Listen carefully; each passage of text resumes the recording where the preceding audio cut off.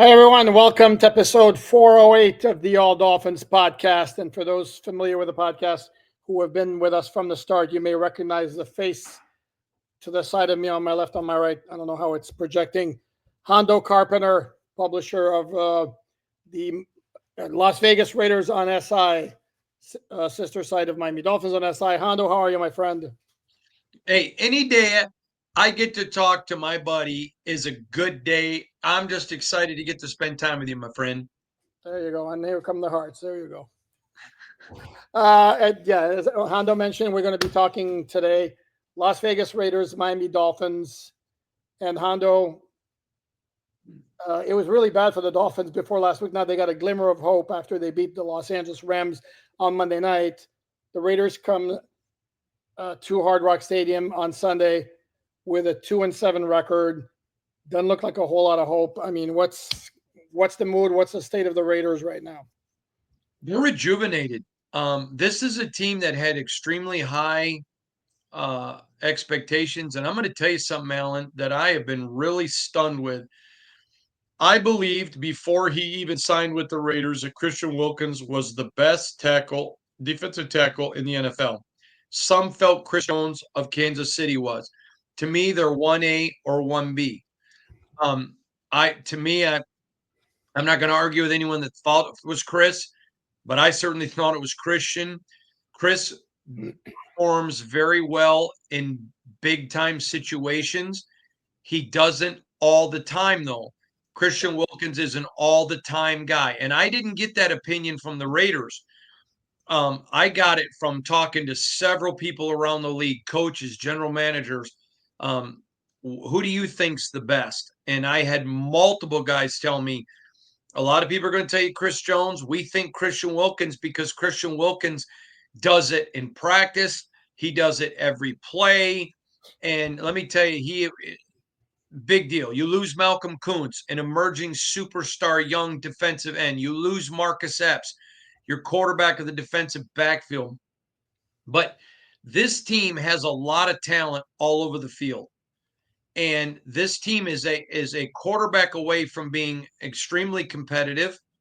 I think even with what they had, they were a potential team that could have been in the playoffs. Last year, they were one game out of the playoffs with the same quarterback situation. They put 25 million into Gardner Minshew and got better with Christian Wilkins and other free agents, but they were just decimated early.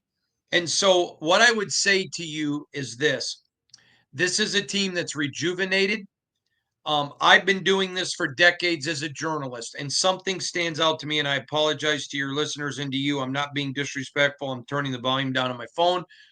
Um, Play-by-play what action. what has shocked me is in all my years of journalism, I've never seen a team with the expectations of this one that failed, that there was no finger pointing. Everybody's pointing fingers at themselves. This is a team that loves Antonio Pierce. They believe in Antonio Pierce.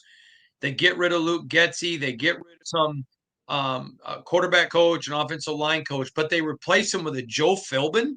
I mean, who, regardless of his track record as a head coach, Joe Philbin is universally respected as one of the best offensive line minds in NFL that there's been. He's an NFL offensive, genius when he has the tools. Again, you can argue about head coaching, and I think that's a fair argument. Especially But you talk to Dolphin fans here. uh-huh. But I just don't want them to think I'm throwing that away because he clearly was a failure as a head coach. But you add North Turner to go with Scott Turner. I mean, there is a sense in rejuvenation. I will tell you this. Do I think a healthy Miami team is better than the Raiders? Yes. And I've pegged this as a loss since the schedule came out. But if anybody in Miami thinks that this team that beat Baltimore on the road, that 2 weeks ago should have beaten Kansas City, is coming in there to lay down, tanking, you are insane. The Raiders are going to come in there. They're fighting, they're scratching, they're crawling. They've been talking about this is a way to send a message. Our season is back. We're back on the right track. They are coming to Miami looking for a fist fight. They're coming with a competitive side to them. I mean, you look at all of the former, I mean, Adam Butler. Now, see, not Adam Butler, John Jenkins, a tremendous former Miami Dolphin. I cannot believe all the former Miami Dolphins on this team that are producing and playing at a very high level that Miami let go. That doesn't make any sense to me. But you know what? If you're a Raider fan, and I'm not, I just cover them. God bless you. But they're performing well in the desert. And this team's coming in. Again, I've predicted since the schedule came out a Raider loss. I wouldn't be shocked with a win just because after watching what they did to Baltimore and then 2 weeks ago this is a great defense. It's going to be a fun game. Still expect Miami to win, but I wouldn't be shocked at a win here by the Raiders. Okay, lot to unpack here.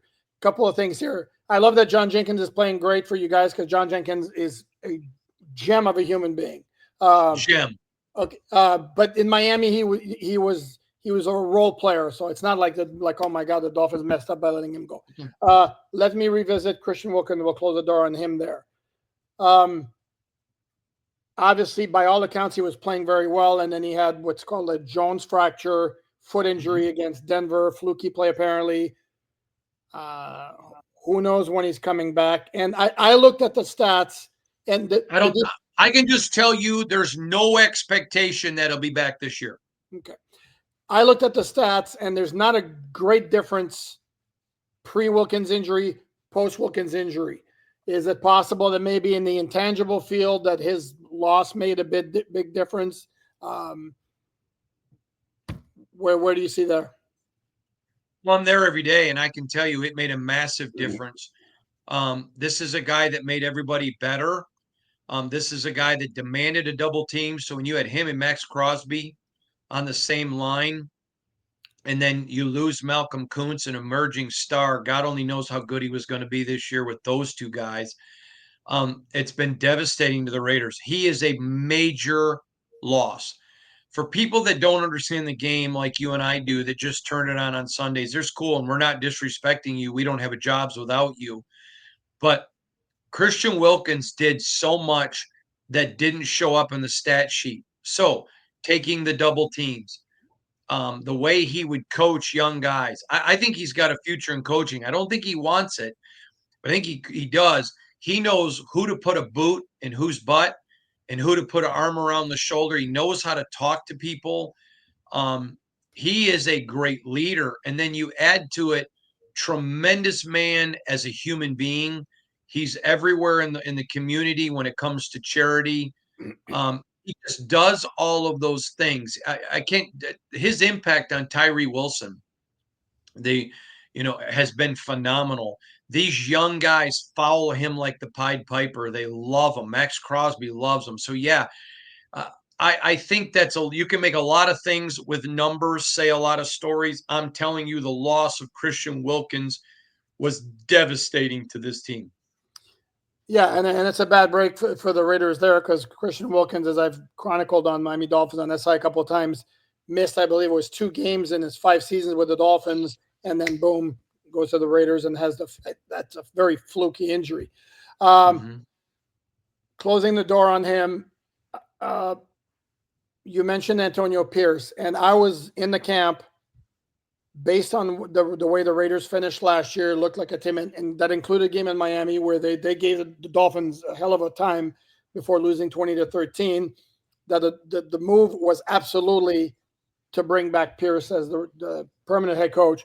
And then he just made in the first, I think, 5 or 6 games, to me, 2 gigantic game management blunders from where I sit that reminded me of Dan Campbell early in his head coaching tenure in Detroit, where great leader, but the X's and O's, the game management wasn't there. And I'm talking about like what he did, like punting late against the Chargers in the opener, and then against the Rams, kicking a field goal with 2:37 left when you're down by 8, which to me boggled the mind. Is it your take? Am I on the right track saying that this has got to smooth out the game management stuff, but the leadership qualities are still off the charts? Absolutely. And, I told Raider fans this, and I want to be very clear. When you are an NFL team I don't think that you gamble and go give guys with no head coaching experience jobs. They've got to earn that. To me, if I'm an NFL owner, I'm either looking for a guy that's come up under a head coach and I'm losing a legend. That's the only way I would consider it. Now, hear me out, because I'm in the camp AP earned the job. But they give him the intern job. So he got his feet wet. He proved himself. But I said to Raider fans, I think they should hire him, and they did. Not saying it was because of me, but I did, and I own that. But I also said, when you get a rookie head coach, like rookie players, make rookie mistakes. So you can't hang him his first year for that. I use Dan Campbell as the example, and I agree with you. I think I have seen nothing from Antonio Pierce 9 games in as a head coach to say he should be terminated, should be fired. The team believes in him. They fight for him. Obviously, the owner does. He just now is paying 3 more guys not to be here on top of everybody else he's paying not to be here. He could have told them to toe the line. He's firing staff when it doesn't work. He's willing to make the changes that he feels like he needs to make. This guy is out here battling. He's fighting. He is Dan. The difference between him and Dan Campbell is pigment in his skin. That's it. He's that kind of guy. And I think if the Raiders, which they have to, I'm not saying they're going to, but the only consistency in the order in the Raider organization is inconsistency. At some point, they're going to have somebody be given time to do something. There's a reason the Steelers are the Steelers. There's a reason certain teams are who they are, who the Patriots used to be, and Green Bay. There's a reason those teams are who they are. And remember, and I was talking to Mike Tomlin about this at the owners' meetings last year, but remember, there were people in Pittsburgh that wanted Tomlin fired. Mm-hmm. And I'll tell you what, I think 28 of the 32 NFL teams would fire whoever they have right now for Mike Tomlin. I think he's one of the best coaches in the NFL. Without question. I don't think Detroit would, and I don't think Kansas City would. But I think there are a lot of other teams, including some. I don't think the Rams would. But and obviously not the Steelers. So I think there are 28 teams that probably would not fire their coach. That would fire their coach for Mike Tomlin. These things take time. And it's just like people that get a puppy and then take it back to the pound saying, well, I don't want it. It's not potty trained. Or people that have children, then get mad, when they're children, well, my kid's not potty trained. Well, there's a level of growth here, and it comes with coaching. It comes with players. It's just like people, you'll see them get mad at rookies. My God, let guys develop a little bit. No, excellent point. And this is why when the Lions hired Dan Campbell as their head coach, I reached out to our friend John, who does the Detroit Lions on SI site, and told him that guy is going to be a stud as a head coach. He's going to get maybe some X's and O's stuff early on, but guys would run through a brick wall for that dude. And now once you couple the game management becomes better, even though it's not. I don't think Dan Campbell I don't think anybody would ping him as being one of the greatest X's and O's coaches in the NFL in terms of game management, in terms of leadership, through the roof. And I was impressed with him last year because when the Raiders came to Hard Rock Stadium, I looked at the Raiders kind of I look at them now, a little bit talent deficient. And like I said, they easily could have won that game at Hard Rock Stadium last year. I think they drove fairly deep into Dolphin territory twice in the fourth quarter, down 7. Jalen Ramsey had the pick in the end zone at the end of the game to secure the win. So I can buy when you're telling me they're plucky and it's not going to be a cakewalk. I want to ask you about Brock Bowers, your rookie first round pick. I think from where I sat, it was man, the Raiders have to get a quarterback. But Brock Bowers, who was seen as almost a can't miss guy at tight end, fell to 13 that the Raiders had. And by all accounts, dude's pretty damn good. So let me tell you how that whole happened. And I know you've been doing this a long time, but for your listeners, around the NFL, there is a term that's used by NFL owners, coaches, and personnel people it's called a dude. And a dude is a guy that they label on their draft board, absolutely can't miss. This guy is as close to 100% as you can get on any NFL player. Some years, not often, I've known where there was no dudes. A lot of potential, no dudes. And the most I've ever seen is 8 or 9. Last year, there was a universal belief among most people in the NFL there were 3 dudes. Those dudes were, now there were a lot of teams that liked Caleb Williams. There were a lot of teams that didn't. I talked to people that told me, I'm not taking Caleb Williams before the 3rd round. I had some tell me wouldn't take him till the 5th round. But anyways, I'm just saying there were some who believed Caleb was that, and we reported that. That's on the record. But there were 3 guys that they were considered can't miss. Talise Fuaga, the right tackle from Oregon State, Joe Alt, the offensive tackle, and Brock Bowers. Those were the 3 can't miss guys. The Raiders thought Bowers was the best, can't miss. In all of their thousands of mock drafts, I've been told this by people in the building, they did not do one where Brock Bowers fell to 13. They did not think there was a snowball's chance in hell. They only did one of all of those where Joe Alt fell to 13. And then in about 10 of them, 10%, they thought Talise Fuaga. Now, there were a couple of quarterbacks that they would have taken because they needed a quarterback. And they tried to move up. All 4 teams were not trading. So they knew that wasn't going to happen. They knew that we're not getting up. So then all of a sudden it's who drops. That's why they thought they would get Talise Fuaga, because he was on the right side. They thought a lot of teams maybe would draft for need and let him go. When Brock Bowers was there, I reported this at a time, cheers erupted in the Raider war room. They could not believe Brock Bowers hit there.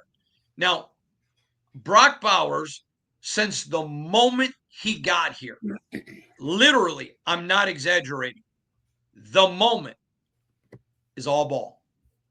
He doesn't, he's not a guy that's going to, he's a wonderful person, but he's not a guy that's going to fool around. He's not going to be a rookie. He watches more film than as much as anybody.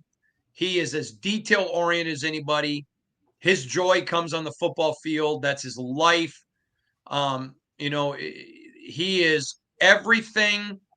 I will tell you this, and this may shock you. I have never seen a rookie perform at this level since Dan Marino with Miami, that just came in and was an instant stud. There's been a lot of great guys that have had good rookie years. He's not the best rookie. He's the best tight end in the NFL. You can go look at the stats, and we already know there's some great tight ends in the NFL. He's already emerged. There are times he's double and triple team. Now, I want you to think about something here. He blocks like an offensive lineman. I had a scout from an NFC team that loved him send me their scouting report on him after the Raiders picked him. They said if he would have bulked up, he would have been the best offensive tackle in the draft. He runs like a WR1. He has the speed of a wide receiver 1. And they said if he wanted to play wide receiver, he would have been the number 1 wide receiver in this class. And I said, over Marvin Harrison and Neighbors? He said, yes. Number 1 tight end, and he goes, may have been the number 1 running back. He is a freak that does it all. You're not worried about anything with him off the field. It is a total football mindset. And he's not out partying. He's not out messing around. He is football in the building. He is Max Crosby on the offense, and he is a freak of nature. So let me ask you this. So the vision because enough folks know this, the Raiders had a decent tight end already in place in Michael Mayer. He's a pretty good player. So was the vision, the idea, like you drop Brock Bowers, and this is going to look a little bit like what the Patriots did in the early 2010s with Hernandez and Gronk? Yeah, I reported that. They watched a ton of film on it. They wanted to use 12 personnel and develop their young quarterback, Aiden O'Connell. He, and obviously he's out injured and all that. But yeah, that was the mindset. That's where they want to go. They love that 12 offense. They love that. Tom Brady ran that a lot, obviously, in New England. They like the options that come with that. Pound the football, take your shots deep. I'm going to share this with you. I expect Brock will be targeted on Sunday probably 12 times, could go as high as 15. Now, remember, this is a team that still has Jacoby Myers, which is a clear WR1. Lots of teams wanted to trade for him. The Raiders were like, no, we're not. He's been phenomenal for the Raiders. When they engage him, he's been phenomenal. DJ Turner's a young guy. Trey Tucker with speed to kill. I'm going to tell you this. I was told people called him a poor man's Tyreek Hill. There's a lot of people that think his speed is exactly where Tyreek is.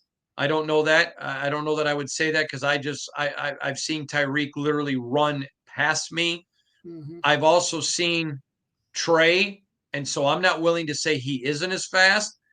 I'm just, until I saw him in a foot race, I'm going to give that to Tyreek. But he's that kind of guy, and I think they're gonna feed the ball to Brock. And if you're watching him over 100 yards, double-digit catches, I think it's potentially been a bad day for the Dolphins. Okay. What was the plan at quarterback when was the idea, because I think I know that they liked Aiden O'Connell coming in. I would hope that their thought was Gardner Minshew would be a good backup. He had been a good backup for the Dolphins and would have come in really, really handy in weeks 3, 4, 5, and 6 when Tua was on IR. I don't know that he's a starting quarterback. You can win around if he plays the whole year. So was the plan, Minshew's going to come in as the backup, O'Connell's our young developmental guy, and he's going to win the job and perform, and it just didn't pan out like that? And if so, was it because O'Connell underperformed, or was Minshew that great in training camp? So what happened was they didn't know what they had in Aiden. They weren't sure he was a QB1, but he'd shown enough that they felt like he deserved a look to prove it or not. And so, you know what? We'll take Brock Bowers because he'll be here for 12 years. If it doesn't prove that it's him, now we brought in a $25 million Brock backup coming in off of a Pro Bowl year. Was an alternate, but still a Pro Bowl year. And we'll have him, and then we'll go get a quarterback the next year. That was the mindset, which I makes sense. If you're not getting a proven QB1, you don't pass on a Brock Bowers. They weren't going to go spend the money that Atlanta did on a Kirk Cousins. So that's where they were. They get to camp. Now, the promise to Gardner was, you're going to get every opportunity to earn this job. And they wanted an open competition. They anticipated both players to rise to the occasion, but they were certainly hoping Aiden would have won it. And then the problem was, in camp, neither one of them rose. They both were mediocre. You hate man. Mm-hmm. I said you hate man. Yeah. And so, because neither one was mediocre, all right, let's give it to the $25 million backup. But they knew and were very open. We know Aiden's going to play this year because it's the NFL. Gardner will get hurt. They also knew that Gardner had a penchant for being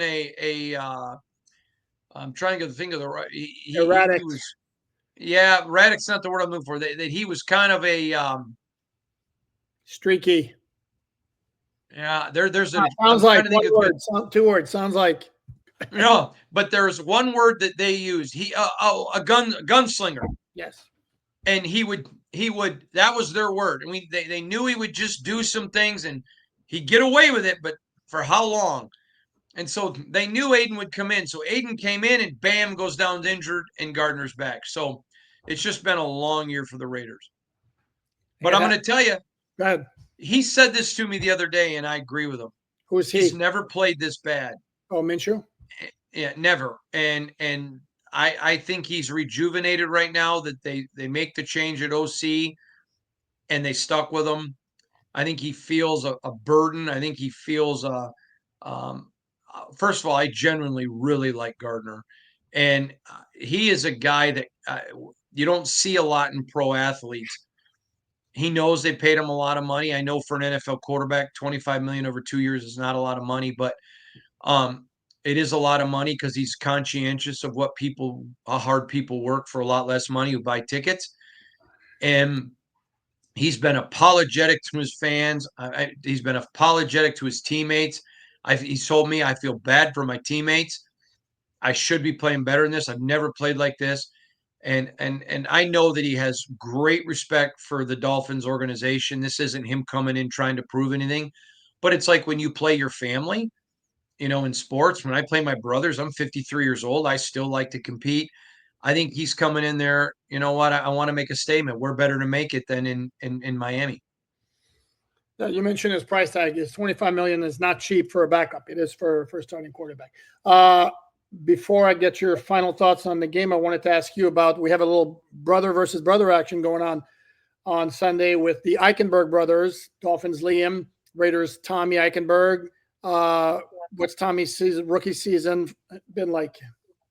Well, first of all, we nicknamed him Tommy freaking Eichenberg.